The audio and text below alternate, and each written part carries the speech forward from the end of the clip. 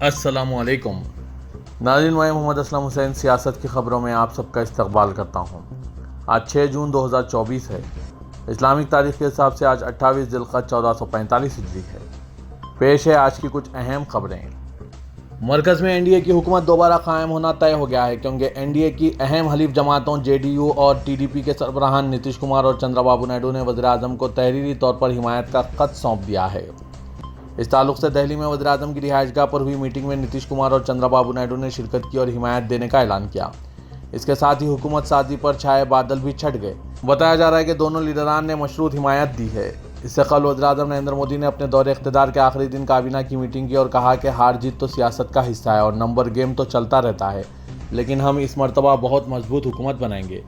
काबीना की मीटिंग के बाद उन्होंने राष्ट्रपति भवन जाकर सदर जमहूरिया को अपना इस्तीफ़ा भी सौंप दिया।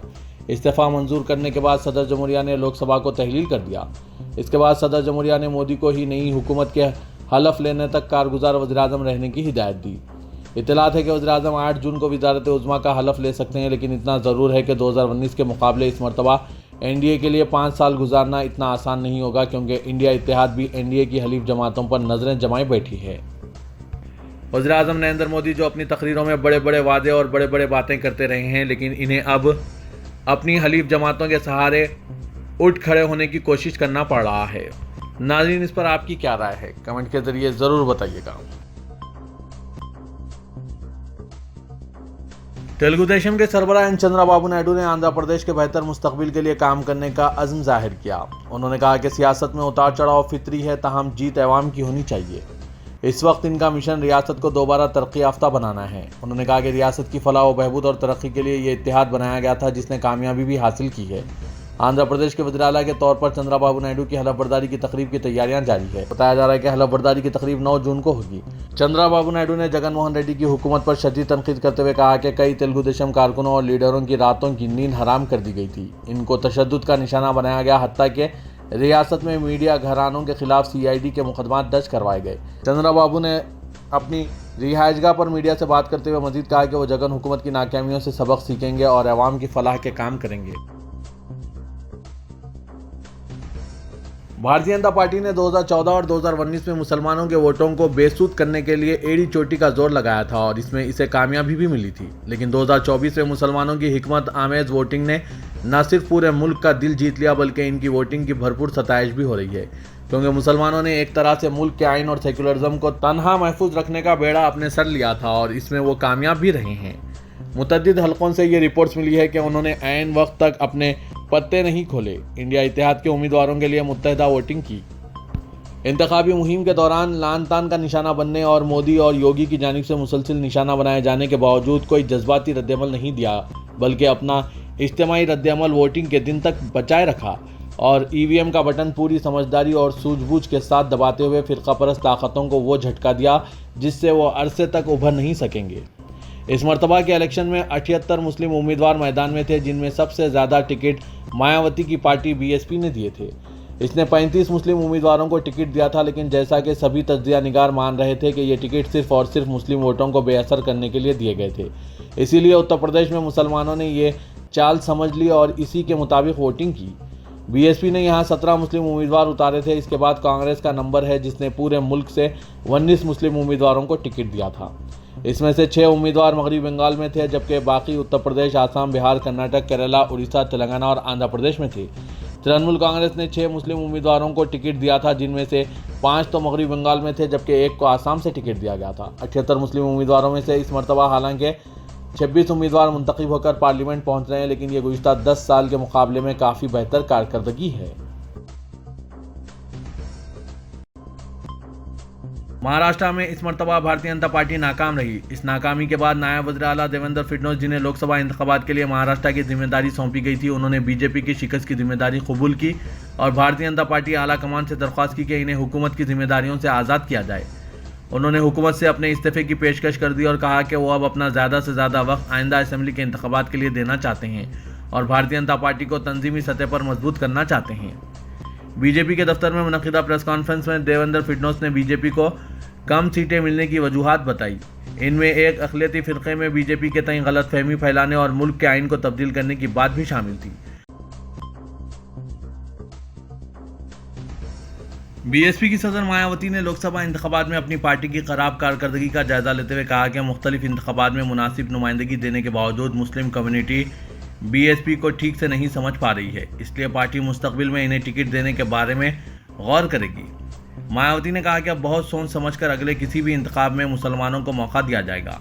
वाज़ेह कि मायावती की पार्टी इस मरतबा इंतखाबात में अपना खाता भी नहीं खोल सकी। इससे पहले 2014 के लोकसभा इंतखाबात में भी इसे एक भी सीट नहीं मिली थी। मायावती ने तफसीली बयान जारी करते हुए इंतखाबी नतायज पर रद्दमल जाहिर किया। उन्होंने कहा कि इनकी पार्टी इंतखाबी नतायज का हर सतह पर मुकम्मल तज्जिया करेगी और पार्टी के मफाद में जो भी ठोस इक़दाम ज़रूरी होंगे वो उठाएगी। उन्होंने पार्टी की हिमायत करने पर दलित बरादरी बिलखुसूस जाट दलित बरादरी से इज़हार तशक्कुर किया, लेकिन मुस्लिम बरादरी के तय नाराज़गी का इजहार भी किया। मायावती ने कहा कि बहुजन समाज पार्टी का खास हिस्सा मुस्लिम कम्युनिटी, जिसने पिछले कई इंतखाबात और इस बार लोकसभा इंतखाबात में मुनासिब नुमाइंदगी देने के बावजूद बीएसपी को ठीक से नहीं समझा, इसलिए अब ऐसे में इनको सोचना चाहिए कि हमारी पार्टी इन्हें मौका क्यों दे। बीएसपी सुप्रीमो मायावती ने हार के लिए मुसलमानों को जिम्मेदार ठहराया। लोकसभा इंतखाबात के नतायज के बाद महाराष्ट्र में हलचल तेज हो गई है। न्यूज़ पोर्टल एबीपी न्यूज़ ने ज़राए के हवाले से बताया कि वज़ीर आला एकनाथ शिंदे की पार्टी शिवसेना के कई अरकान पार्लियामेंट उद्धव ठाकरे से राब्ते में हैं। वाज़ेह कि महाराष्ट्र में शिंदे की शिवसेना को 7 सीटें मिली हैं। ज़राए के मुताबिक 7 में से कम 4 मेंबरान पार्लियामेंट उद्धव ठाकरे के राब्ते में हैं। वाज़ेह कि महाराष्ट्र में चंद महीनों के बाद असेंबली इंतखाबात होने वाले हैं और इंडिया इत्तेहाद ने जिस तरह से बड़ी जीत हासिल की है वो शिंदे ग्रुप के लीडरों को बेचैन कर रही है। अगर ज़रूरत पड़ी तो उद्धव शिंदे के अरकान पार्लियामान को तोड़कर एनडीए को झटका दे सकते हैं। इससे पहले ज़राए ने दावा किया था कि शरद पवार ने जेडीयू और टीडीपी से रब्ता किया है। काबिल ज़िक्र है कि बीजेपी की क़यादत वाली एनडीए को अक्सरियत तो हासिल हुई है, ताहम इस बार कई रियासतें ऐसी थी जहां एनडीए और बीजेपी की कारकर्दगी ज़्यादा अच्छी नहीं रही। इन रियासतों में महाराष्ट्र भी है। यहाँ इंडिया इत्तेहाद ने 30 सीटें जीती है, जबकि एनडीए को सिर्फ 17 सीटें मिली है। इसमें भी बीजेपी को सिर्फ 9 सीटें मिली है। कांग्रेस के सदर मल्लिकार्जुन खड़गे ने लोकसभा इंतखाबात के नतायज के बाद अपोजिशन इत्तेहाद के पहले इजलास के बाद कहा कि इंडिया ब्लॉक के इत्तेहादी अवाम की इस ख्वाहिश की तकमील के लिए कि इन पर बीजेपी की हुकूमत ना हो, मुनासिब वक्त पर मुनासिब इक़दाम करेंगे। तकरीबन 2 घंटे तवील इजलास के बाद मीडिया से बात करते हुए उन्होंने कहा कि अपोजिशन कायदीन ने नरेंद्र मोदी की ज़र-ए-क़यादत बीजेपी की फाशिस्ट हुकूमत के खिलाफ लड़ाई जारी रखने का अज़्म जाहिर किया। इस इजलास में इत्तेहाद ने अपने इम्कानात खुले रखे, लेकिन फिलहाल तश्कील हुकूमत का दावा पेश न करने का फैसला किया। उन्होंने कहा कि वो इंडिया इत्तेहाद के लिए ज़बरदस्त तायीद पर अवाम का शुक्रिया अदा करते हैं। खड़गे ने अपनी रिहाइशगाह पर इजलास के बाद तमाम इत्तेहादी शुरा की जानिब से मंजूरा बयान पढ़कर सुनाया। उन्होंने कहा कि इंडिया इत्तेहाद के तमाम शुरा ने एक आवाज़ में फैसला किया है। सदर कांग्रेस ने सियासी सूरत-ए-हाल और इंतखाबी नतायज पर बातचीत की, तश्कील हुकूमत का जायज़ा लेने और क़दीम पार्टनर्स नीतीश कुमार और चंद्रबाबू नायडू तक पहुँचने के लिए यह इजलास तलब किया था।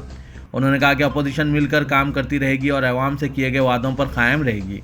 खड़गे ने कहा कि यह फैसला दस्तूर-ए-हिंद के दिफा के लिए है और कीमतों में इजाफे, बेरोज़गारी, सरमायादार निज़ाम के खिलाफ और जमहूरियत के तहफ़्फ़ुज़ के लिए है। क़ब्ल सदर कांग्रेस मल्लिकार्जुन खड़गे ने बीजेपी के खिलाफ मुत्तहिदा तौर पर लोकसभा इंतखाबात लड़ने के लिए इंडिया इत्तेहाद की तमाम जमातों का शुक्रिया अदा किया और कहा कि अपोजिशन इत्तेहाद इन तमाम जमातों का खैर मकदम करेगा जो दस्तूर की तमहीद में शामिल इक़दार के ताल्लुक़ से बुनियादी अहद की पाबंद है। नरेंद्र मोदी हफ्ते को तीसरी बार हलफ ले सकते हैं। एनडीए के लीडर्स ने नरेंद्र मोदी को फिर से एक बार वज़ीर आज़म के ओहदे के लिए मुंतखब किया है। तेलुगु देशम और जेडीयू के तायीदी मकतूब हवाले किए गए हैं। ज़राए के मुताबिक ओहदों के लिए सौदेबाजी शुरू हो गई है।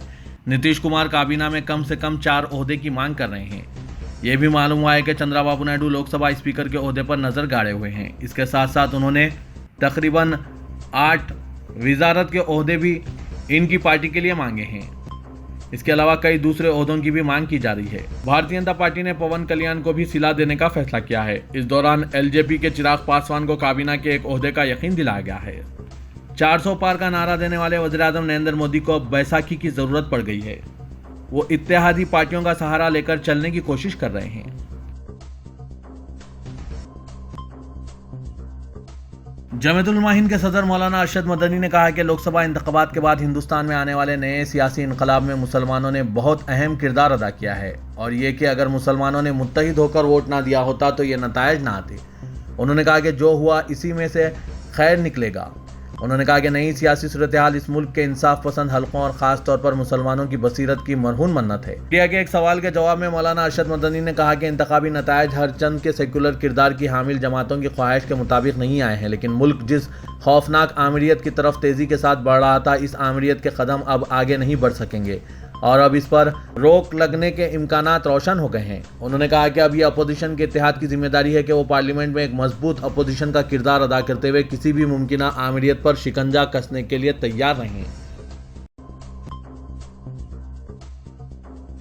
कांग्रेस की जनरल सेक्रेटरी प्रियंका गांधी वाड्रा ने कांग्रेस के सीनियर लीडर और अपने भाई राहुल गांधी के लिए एक जज्बाती नोट लिखा और इन्हें एक ऐसा शख्स बताया जिसने मुश्किलात का मजबूती से सामना किया और साबित कदम रहे।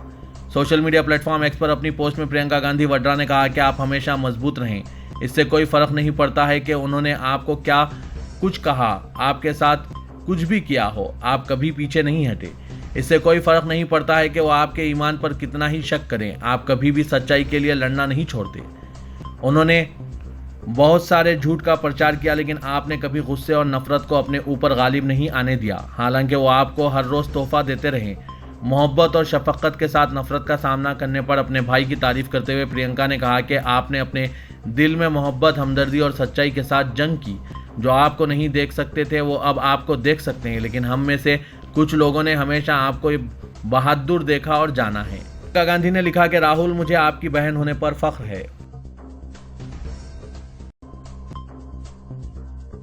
लोकसभा इंतखाबात 2024 के नतायज अब सबके सामने हैं, मगर एक सवाल ये आम हो चुका है कि गुज़िश्ता 2 लोकसभा इंतखाबात में ज़बरदस्त कारकर्दगी, जम्मू कश्मीर से आर्टिकल 370 को हटाने और राम मंदिर की तामीर के वादे को पूरा करने के बावजूद भारतीय जनता पार्टी को इस बार अक्सरियत क्यों नहीं मिली। एक तजस्सुस ये भी है कि इंडिया इत्तेहाद ने तमाम एग्जिट पोल्स और तखमीनों के बावजूद अपनी कारकर्दगी को किस तरह बेहतर किया। खासकर उत्तर प्रदेश में भारतीय जनता पार्टी के लिए इतने मायूसकुन नतायज पार्टी की अंदरूनी खींचतान की तरफ इशारा करते हैं। इसके साथ ही उत्तर प्रदेश की सियासत में जिस तरह मायावती फ्लॉप और राहुल गांधी व अखिलेश यादव की जोड़ी सुपरहिट साबित हुई है, वो कई दीगर इश्यूज की तरफ भी गौर करने की दावत देते हैं। वादरे के समाजवादी पार्टी और कांग्रेस के इत्तेहाद ने उत्तर प्रदेश में शानदार कारकर्दगी का मुजाहरा करते हुए 80 पार्लिमानी सीटों से 43 सीटें जीती है, जबकि भारतीय जनता पार्टी को सिर्फ 33 सीटें ही मिल सकी है। 2017 के असेंबली इंतखाबात में भी एसपी और कांग्रेस एक साथ आए थे, लेकिन इस वक्त इनकी जोड़ी वो कारनामा नहीं कर सकी थी जो इस बार करके दिखाया है। नफरत की सियासत, मुसलमानों को निशाना बनाना, मुसलमानों की इबादत गाहों पर तंजिया रिमार्क्स करना, क्या क्या नहीं किया गया, फिर भी भारतीय जनता पार्टी अपने गढ़ उत्तर प्रदेश में नाकाम साबित हुई है। मुसलमान आइंदा भी अगर इसी तरह की हिकमत अमली अपनाते रहेंगे तो इंशाअल्लाह आगे जीत ज़रूर हासिल होगी। नाज़रीन, इस पर आपकी क्या राय है, कमेंट के जरिए ज़रूर बताइएगा। तेलंगाना के वज़ीर आला रेवंत रेड्डी ने रियासत में कांग्रेस की कामयाबी को इत्मीनान बख्श करार देते हुए कहा कि कांग्रेस ने तेलंगाना में आम इंतखाबात को रियासती हुकूमत के लिए रेफरेंडम करार दिया था और हुकूमत ने इसमें कामयाबी हासिल की। उन्होंने बताया कि वज़ीर आज़म नरेंद्र मोदी को मुल्क के अवाम ने मुस्तरद कर दिया है, इन्हें अखलाकी जिम्मेदारी कबूल करते हुए मुस्तफ़ी हो जाना चाहिए। चीफ मिनिस्टर तेलंगाना रेवंत रेड्डी ने बताया कि तेलंगाना में कांग्रेस पार्टी ने 8 अरकान पार्लियामान को मुंतखब करवाया है, जबकि गुज़िश्ता इंतखाबात में कांग्रेस के पास महज 3 अरकान पार्लियामेंट मौजूद थे। उन्होंने बताया कि रियासत तेलंगाना में बीआरएस ने अपनी कुर्बानी देते हुए भारतीय जनता पार्टी के उम्मीदवारों को कामयाब करवाया है। उन्होंने बीआरएस पर इल्ज़ाम आयद किया कि वो अपने वोट को बीजेपी को मुंतकिल करने में कामयाब हुए हैं। चीफ मिनिस्टर ने बताया कि हल्के पार्लियामान मेदक में, जो कि सरबराह बीआरएस के चंद्रशेखर राव और साबिक वजीर सेहत टी हरीश राव का हल्का है, इस हल्के में बीआरएस ने अपने ही उम्मीदवार को धोखा दिया। रेवंत रेड्डी ने कहा कि तेलंगाना में कांग्रेस पार्टी के वोट शेयर में 2023 के मुकाबले में इजाफा रिकॉर्ड किया गया है, जबकि बीआरएस के वोट फीसद में भारी गिरावट रिकॉर्ड की गई है। तेलंगाना प्रदेश कांग्रेस कमेटी ने लोकसभा इंतखाबात में कांग्रेस की शानदार कामयाबी पर चीफ मिनिस्टर रेवंत रेड्डी को मुबारकबाद पेश की। प्रदेश कांग्रेस कमेटी के आमेला के कायदीन ने आज चीफ मिनिस्टर रेवंत रेड्डी से इनकी क़यामगाह पर मुलाकात करते हुए तहनीत पेश की। कायदीन ने कहा कि गुज़िश्ता 3 लोकसभा इंतखाबात का तकाबुल करें तो चीफ मिनिस्टर रेवंत रेड्डी की क़यादत में कांग्रेस को 8 लोकसभा नशिस्तों पर कामयाबी हासिल हुई, जो एक कांग्रेस पार्टी के लिए रिकॉर्ड है। चीफ मिनिस्टर और सदर प्रदेश कांग्रेस की हैसियत से रेवंत रेड्डी की अनथक मसाई के नतीजे में 8 नशिस्तें कांग्रेस को हासिल हुई है।